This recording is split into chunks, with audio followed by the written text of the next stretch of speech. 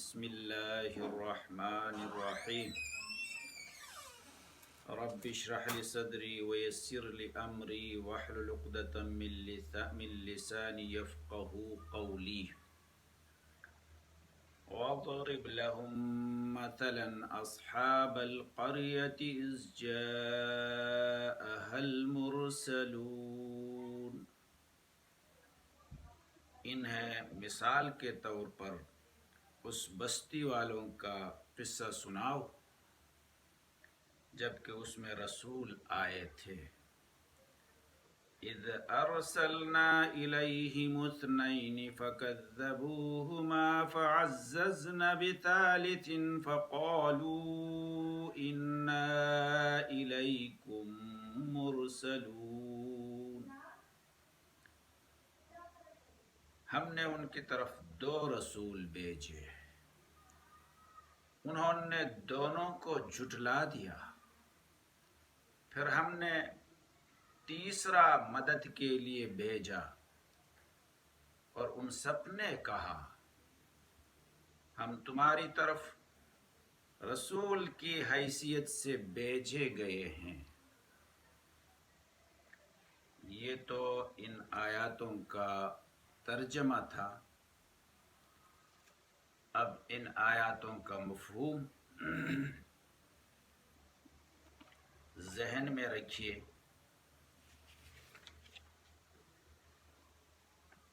اب یہاں بستی کا جو ذکر کیا گیا ہے وہ کون سی بستی ہے اور وہ قصہ کیا ہے بستی والوں کا، اس کے بارے میں مختلف مفسرین کے آراء آپ لوگوں کے سامنے پیش کرتے ہیں.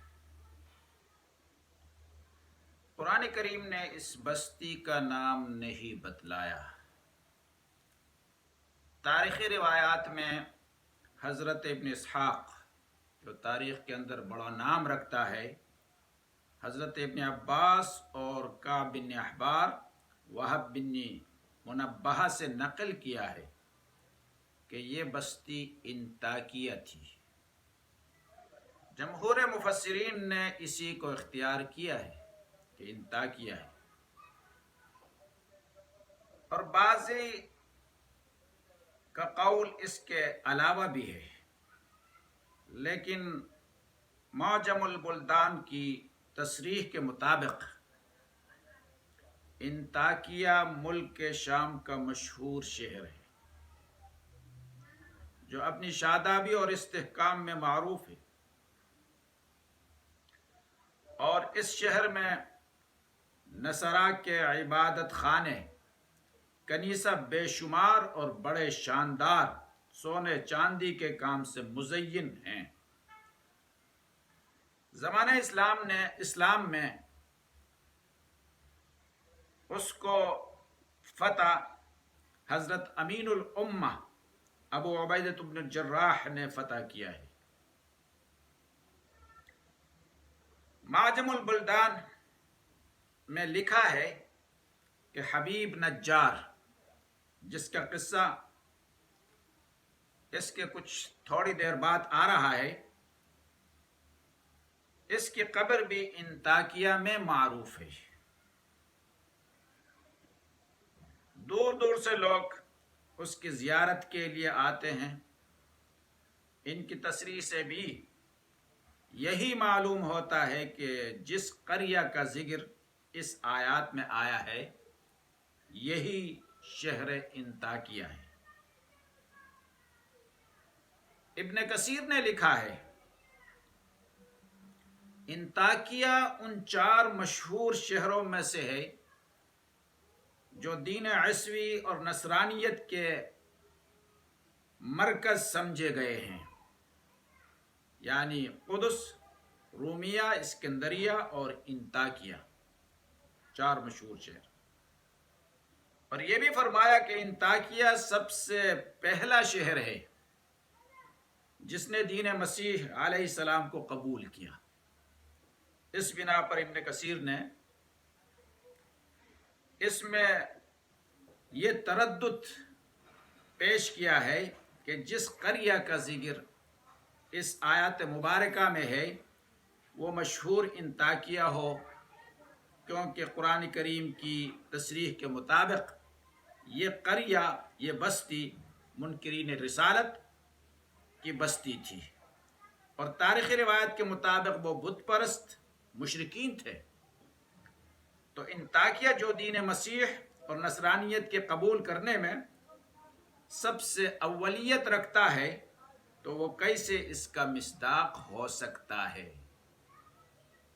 یہ تو ابن کثیر کا ایک شبہ۔ نیز قرآن کریم کی مذکورہ آیات ہی سے یہ بات ثابت ہے کہ اس واقعے میں اس پوری بستی پر ایسا عذاب آیا کہ ان میں کوئی زندہ نہیں بچا۔ شہر انطاکیہ کے متعلق تاریخ میں اس کا ایسا واقعہ منقول نہیں کہ کسی وقت اس کے سارے باشندے بیک وقت مر گئے ہو۔ اس لیے ابن کثیر کی رائے میں یا تو اس آیات میں جس قریہ کا ذکر ہے وہ انطاکیہ کے علاوہ کوئی اور بستی ہے، یا پھر انطاکیہ نام ہی کی کوئی دوسری بستی ہے جو مشہور انطاکیہ نہیں ہے۔ لیکن سب سے دل کو لگنے والی بات سید حضرت حکیم الامت مولانا اشرف علی تھانوی نور اللہ مرقدہ نے بیان القرآن میں اختیار فرمایا ہے، وہ یہ کہ آیات کا مضمون سمجھنے کے لیے اس بستی کے تعین ضروری نہیں ہے، اور قرآن کریم نے اس کو مبہم رکھا ہے، تو ضرورت ہی کیا ہے کہ اس کے تعین پر اتنا زور لگایا جائے۔ سلف صالحین کا یہ ارشاد کہ ابہموا ما ابہمہ اللہ، یعنی جس چیز کو اللہ نے مبہم رکھا ہے تم بھی اسے مبہم رہنے دو۔ پھر اسی آیات مبارکہ کے اندر یہ بھی فرمایا کہ اذ ارسلنا الیہم اثنین اذ جاء المرسلون اذ ارسلنا الیہم اثنین فکذبوہما فعززنا بثالث فقالوا انا الیکم مرسلون۔ مذکورہ بستی میں 3 رسول بھیجے گئے تھے۔ پہلے ان کا بیان اجمالی اذ جاء المرسلون سے فرمایا، اس کے بعد اس کی یہ تفصیل دی گئی کہ پہلے 2 رسول بھیجے گئے تھے، بستی والوں نے ان کو جھٹلایا، ان کی بات نہ مانی، تو اللہ تعالیٰ نے ان کی تائید اور تقویت کے لیے ایک تیسرا رسول بھی بھیج دیا۔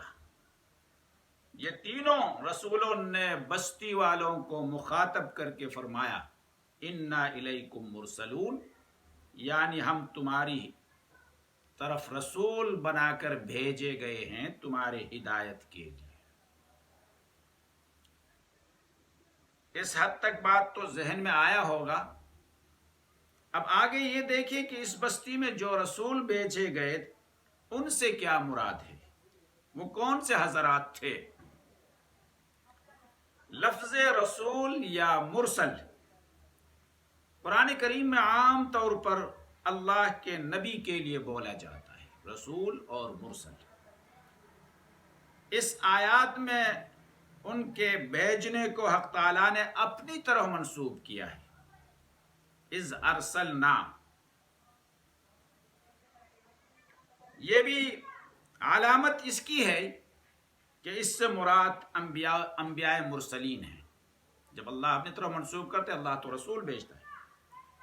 ابن اسحاق نے حضرت ابن عباس کعب بن احبار کی روایت یہی نقل کی ہے کہ یہ تینوں بزرگ جن کے اس قریہ میں بھیجنے کا ذکر ہے، اللہ تعالیٰ کے پیغمبر تھے۔ ان کے نام اس روایت میں صادق، صدوق اور شلوم، اور ایک روایت میں اس تیسرے کا نام شمعون آیا ہے۔ اس بات کا تذکرہ ابن کثیر نے کیا ہے۔ حضرت قتادہ سے، جو زبردست قسم کا مورخ وہ ہے، صحابی ہے، جو مشہور و معروف صحابی ہے، یہ منقول ہے کہ یہاں لفظ مرسلون اپنے اصطلاحی معنی میں نہیں ہے جو رسول اور پیغمبر کے لیے استعمال ہوتا ہے، بلکہ قاصد کے معنی میں ہے۔ اور یہ تینوں بزرگ جو اس قریے کی طرف بھیجے گئے خود پیغمبر نہیں تھے، بلکہ حضرت عیسیٰ علیہ السلام کے حواریین میں سے تھے۔ انہی کے حکم سے اس قریے کی ہدایت کے لیے، تبلیغ کے لیے بھیجے گئے تھے۔ چونکہ ان کے بھیجنے والے حضرت عیسیٰ علیہ السلام اللہ کے رسول تھے، ان کا بھیجنا بھی بالواسطہ اللہ تعالیٰ ہی کا بھیجنا تھا۔ اس لیے آیات کے اندر یہ فرمایا گیا کہ ان کے ارسال کو اللہ تعالیٰ کی طرف منسوب کیا گیا، اذ ارسلنا کہہ کر ان کی طرف منسوب کیا گیا۔ مفسرین میں سے ابن کثیر نے پہلے قول کو اور قرطبی وغیرہ نے دوسرے کو اختیار کیا۔ ابن کثیر پہلے قول کو، یعنی اس سے مراد رسول ہی ہے، پیغمبر ہی ہے، اور قرطبی وغیرہ نے دوسرے قول کو اختیار کیا، یہ عیسیٰ علیہ السلام کے حواریین میں سے تھے اور ان کی طرف سے بھیجے گئے تھے، انہوں نے اس بات کو اختیار کیا ہے۔ آگے دیکھ لیجئے، قالوا ما انتم الا بشر مثلنا وما انزل الرحمن من شيء ان انتم الا تكذبون۔ بستی والوں نے کہا، تم کچھ نہیں ہو مگر ہم جیسے انسان، اور خدائے رحمان نے ہرگز کوئی چیز نازل نہیں کی ہے، تم محض جھوٹ بولتے ہو۔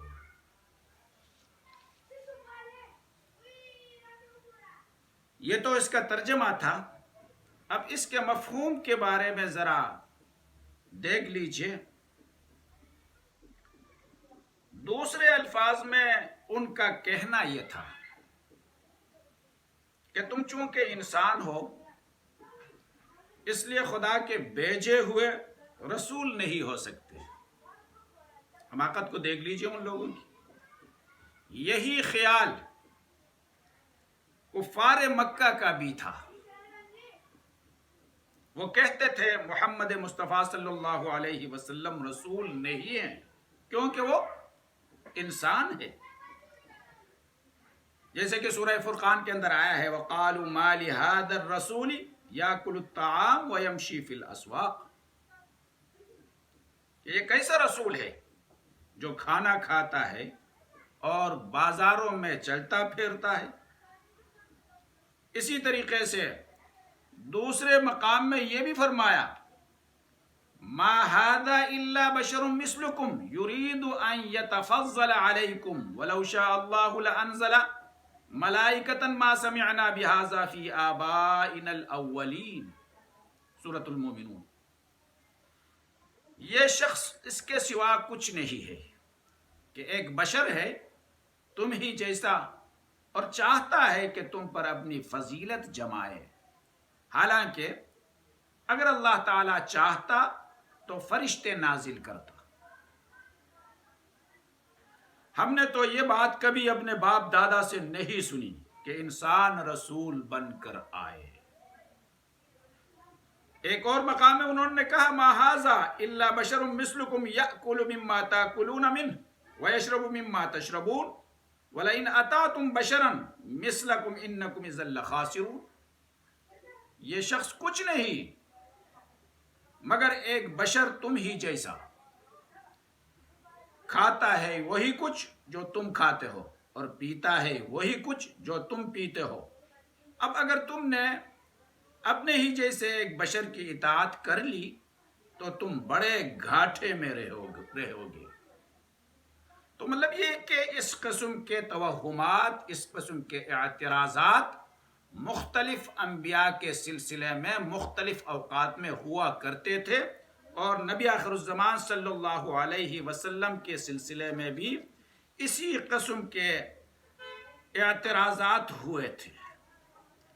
اور ایک جہالت اور حماقت کی بات یہ بھی ہے جس میں کفار مکہ بھی مبتلا تھے، آج کے نام نہاد اقلیت پسند لوگ بھی مبتلا ہیں، اور قدیم ترین زمانے سے ہر زمانے کے منکرین وحی و رسالت اس میں مبتلا رہے۔ ان سب لوگوں کو ہمیشہ سے یہ خیال رہا ہے کہ اللہ تعالی سرے سے انسانی ہدایت کے لیے کوئی وحی نازل نہیں کرتا ہے، اس کو صرف عالم بالا کے معاملات سے دلچسپی ہے، انسانوں کا معاملہ اس نے خود انسانوں ہی پر چھوڑ رکھا ہے۔